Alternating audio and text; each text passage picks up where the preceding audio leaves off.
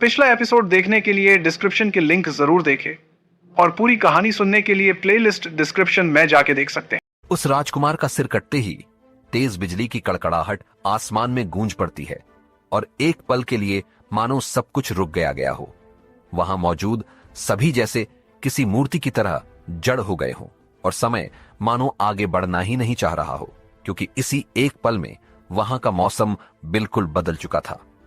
जहां सुबह तक अभी सूरज की किरणें रोशनी बिखेर रही थीं, अब वहां आसमान में चारों तरफ काले बदलों ने अस्तित्व बना लिया था। तेज हवाओं के साथ बिजली का कड़कना भी शुरू हो चुका था और उस राजकुमार का धड़ कुछ ही पल में अब जमीन पे गिरने के साथ ही समय एक बार फिर अपनी रफ्तार पकड़ लेता है और वहां मौजूद सभी में गति आ जाती है। तो वहीं राजकुमारी अभी भी उस राजकुमार को अपनी जलती आंखों से देख रही थी। उनकी आंखों में न तो कोई पछतावा था और न ही कोई दया की भावना। तो वहीं राजा देवव्रत भी अपनी चमत्कारी तलवार से इस युद्ध को पूरे जोश से लड़ रहे थे। साथ ही उनके सभी सैनिक और सेनापति भी पूरे हौसले और आत्मविश्वास से लड़ रहे थे। और दूसरी तरफ राजकुमार के मरते ही सभी को यह बात पता चल जाती है कि तमस राज्य का एक राजकुमार युद्ध में मारा जा चुका है। और यह खबर सुनते ही अन्य दो राजकुमारों का क्रोध और भी बढ़ जाता है और वो उस शख्स को ढूंढते हुए राजकुमार के मृत शरीर के पास थे। अपने भाई को इस तरह भूमि पे मृत गिरा देख वो दोनों राजकुमार भी उसके समीप बैठ जाते हैं और कुछ पल उसे देखने के बाद उनकी क्रूरता और भी बढ़ जाती है और वो अपने स्थान से खड़े हो आंखों में क्रोध लिए सामने खड़े उस नकाबपोश को देखते हैं, जिसकी तेज धार वाली तलवार से अब भी रक्त की बूंद टपक रही थी और वो दोनों एक साथ बिना किसी चेतावनी के उस पे हमला करते। तो वहीं नकाबपोश के वेश में राजकुमारी अब उन दोनों से एक साथ लड़ने लगती है। वो दोनों ही राजकुमारी पे भारी पड़ रहे थे, लेकिन सिर्फ तलवारबाजी में। फिर भी राजकुमारी डटकर उन दोनों का सामना कर रही थी। कुछ ही पल में तलवारबाजी में राजकुमारी से हारने के बाद उन दोनों राजकुमारों ने अब अपनी शक्तियों का प्रयोग करना शुरू कर दिया था और उनमें से एक राजकुमार राजकुमारी पर अपनी शक्तियों से प्रहार करते हुए कहता है, कौन हो तुम जिसने हमारे भाई को मृत्यु दे दी? तुम कोई साधारण मनुष्य प्रतीत नहीं होते।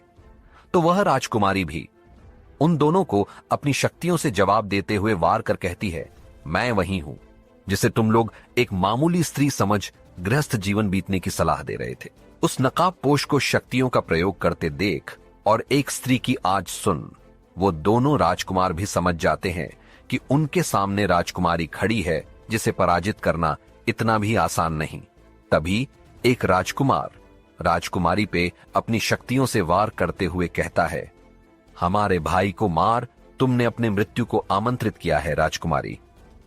अब तक तो हमने तुम्हें बंदी बनाने की योजना बनाई थी, किंतु अब तुम्हें मारकर अपने भाई के वध का प्रतिशोध लेंगे। उस राजकुमार की बात सुन राजकुमारी उससे आगे कहती है, मेरे प्रति उसकी जिह्वा कुछ ज्यादा गंदा बोल रही थी और उसके मस्तिष्क में सिर्फ घृणित विचार ही भरे थे, इसीलिए उसे मृत्यु देना पड़ा। और तुम जैसे राक्षस ही इस धरती पे अराजकता, असंतोष, अविश्वास, द्वेष और काली विद्या जैसी नकारात्मक शक्तियां फैलाते हैं, जिससे पूरा संसार अज्ञात के अंधकार में डूबकर शैतान की आराधना करे। किंतु मेरे रहते ये कभी संभव नहीं हो सकता, यद्यपि मुझे इसके लिए तुम सबका वध ही क्यों न करना पड़े। राजकुमारी के तीखे शब्द सुन उन राजकुमारों का क्रोध और भी बढ़ जाता है और अब वो दोनों अपनी पूरी ताकत लगा राजकुमारी से लड़ने लगते हैं। लेकिन शक्तियों की लड़ाई में कोई राजकुमारी को पराजित कर दे इतना भी आसान नहीं। और ऐसे ही लड़ते हुए अब सूर्यास्त होने को आया था और राजकुमारी अब तक उन दोनों राजकुमार में से एक को अपने शक्तियों से घायल कर बंदी बना लेती है और दूसरे राजकुमार से लड़ने शुरू करती है। लेकिन कुछ पल बाद ही सूर्यास्त के साथ युद्ध विराम का शंखनाद हो जाता है और युद्ध विराम हो जाता है, जिसके साथ ही बादलों की कड़कड़ाहट भी अब शांत हो जाती है। लेकिन आसमान अभी भी काले बादलों से घिरा हुआ था, जिससे ये शाम और होने वाली ये रात और भी ज्यादा भयानक और काली लग रही थी।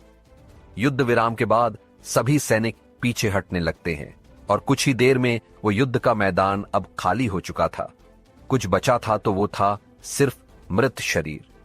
राजकुमारी के सैनिक बंदी बनाए राजकुमार को राज्य से बाहर वाले कारगर में कैद कर लेते हैं, तो वहीं वो स्वतंत्र राजकुमार अपने मृत भाई के शरीर को लेकर तमस राजमहल के बाहर पहुंचता है, जिसके साथ ही पूरे महल में हाहाकार मच जाता है और पूरे महल में मातम छा जाता है। सभी महल के बाहर आ राजकुमार के मृत शरीर को देखते हैं। राजकुमार की ये हालत देख राजकुमार की मां और दैत्यसुर की दूसरी रानी, रानी कर्णमोहिनी, किसी मूर्ति की भांति अपने पुत्र के मृत शरीर को देख रही थी। उनकी आंखों से आंसू निकलने के बजाय वो आंखें किसी पत्र की तरह कठोर हो चुकी थीं और वो अपलक बस राजकुमार के मृत शरीर को निहारे जा रही थी। अब तक ये बात राजा दैत्यसुर और मृत्युंजय को भी पता चल चुकी थी, जिससे वो दोनों भी जब वहां पहुंचते हैं तो दोनों ही क्रोध में जल उठते हैं। मृत्युंजय अपने भाई के शव को देख क्रोध से मुट्ठी बांध लेता है। उसकी आंखें कठोरता के साथ आग उगल रही थी। पूरा शरीर अब सिर्फ उद्देश्य की पूर्ति के लिए ही नहीं बल्कि अब प्रतिशोध के लिए भी तड़प उठा था। कुछ पल बाद मृत्युंजय वहां से पीछे मुड़ जाने लगता है। तभी एक तेज मगर तड़प भरी आवाज सुनाई देती है, रुकिए राजकुमार। यह आवाज सुन मृत्युंजय के बढ़ते कदम रुक जाते हैं और वो पीछे मुड़ देखता है तो रानी कर्णमोहिनी आंखों में क्रोध और प्रतिशोध की भावना लिए उसकी तरफ बढ़ रही थी और वो मृत्युंजय के समीप आ उसे देखते हुए अपनी तेज कठोर आवाज में कहती है, मैं नहीं जानती कि आप राजकुमारी के साथ क्या करने वाले हैं, किंतु मैं अपने पुत्र के हत्यारे को कभी क्षमा नहीं करूंगी। इसका दंड तो राजकुमारी को भोगना ही पड़ेगा।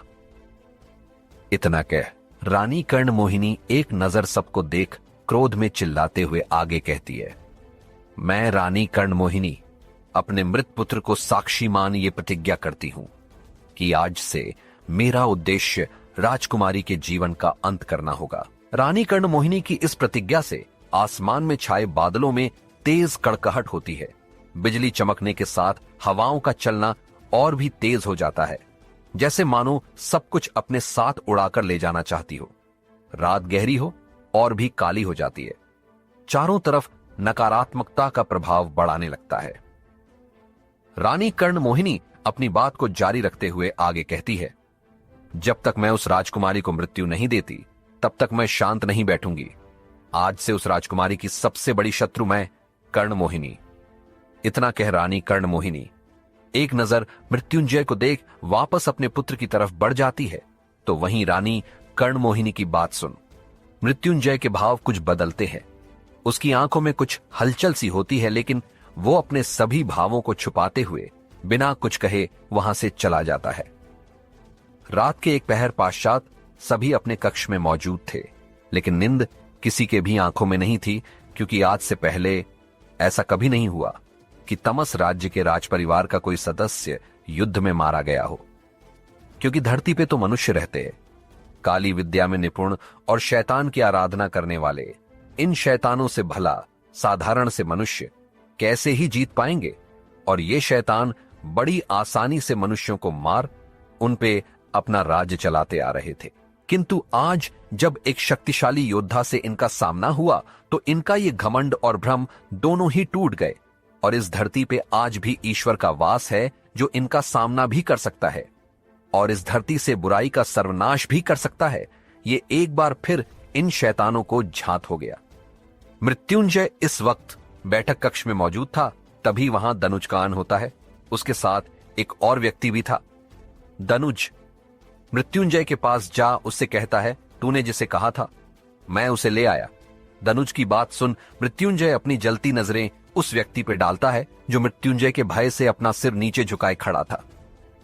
मृत्युंजय उसे अपने हाथों से कुछ इशारा करता है, जिसे समझ वो व्यक्ति जो कोई और नहीं बल्कि उस मृत राजकुमार का अंगरक्षक था, वो बोलना शुरू करता है और युद्ध के शुरुआत से राजकुमार की मृत्यु तक की सारी बात मृत्युंजय को विस्तार से बताता है। मृत्युंजय जैसे जैसे उसकी बात सुन रहा था उसका क्रोध बढ़ता ही जा रहा था और उस अंगरक्षक की बात खत्म होते ही मृत्युंजय का क्रोध उस पर फट पड़ता है और एक झटके में ही मृत्युंजय उसे मृत्यु के घाट उतार देता है। मृत्युंजय अपनी शक्तियों का प्रयोग कर उस अंगरक्षक के सीने में खंजर उतार देता है और क्रोध में गुर्राते हुए उसे देख कहता है, मेरे भाई को उस राजकुमारी ने मृत्यु दे दी और तुम जीवित बच गए, जबकि तुम्हारा कार्य उसकी रक्षा करना था और उस पे होने वाले वार को स्वयं पे लेना था, किंतु तुमने ऐसा नहीं किया और मेरे भाई को तड़पता हुआ मरने को छोड़ दिया। जब मेरा भाई नहीं तो तुम जीवित रह क्या करोगे? मृत्युंजय के बात खत्म होने के साथ ही वो अंगरक्षक सैनिक निढाल हो जमीन पे गिर जाता है और मृत्युंजय उसके मृत शरीर को लांघते हुए आगे बढ़ उस कक्ष से बाहर निकल जाता है और उसके पीछे दनुज भी बढ़ जाता है। कुछ ही देर में मृत्युंजय और दनुज एक अंधेरे कक्ष में खड़े थे, जहां सिर्फ मशालों के जलने से ही कुछ रोशनी हो रही थी और ध्यान से देखने पर कुछ लोग अपने घुटने के बल बैठे हुए दिख रहे थे। उन्होंने तमस राज्य के सैनिक वस्त्र पहने हुए थे, जिससे यह पता चल रहा थी कि ये सभी इसी राज्य के सैनिक हैं।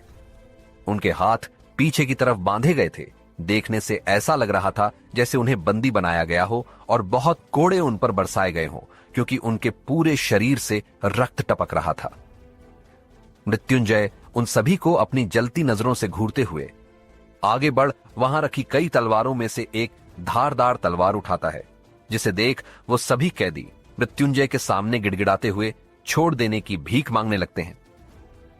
लेकिन मृत्युंजय पर उन सबके रोने या गिड़गिड़ाने का कोई असर नहीं पड़ता और वो उन कैदियों की आंखों में देखते हुए एक झटके में उन सभी कैदियों की गर्दन पे एक साथ वार करता है, क्योंकि वो सभी एक सीधी रेखा में बैठे थे, जिससे एक साथ वो सभी जमीन पे गिर तड़पने लगते हैं और कुछ ही पल में वो सभी प्राण त्याग देते हैं।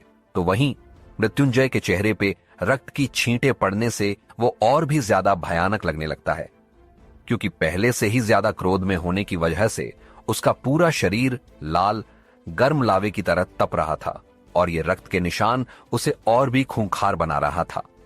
दरअसल ये सभी कैदी मृत राजकुमार और बंदी बने राजकुमार के अंगरक्षक थे, जिन्हें मृत्युंजय दंड दे रहा था, क्योंकि इन्होंने अपना कार्य ठीक से नहीं किया।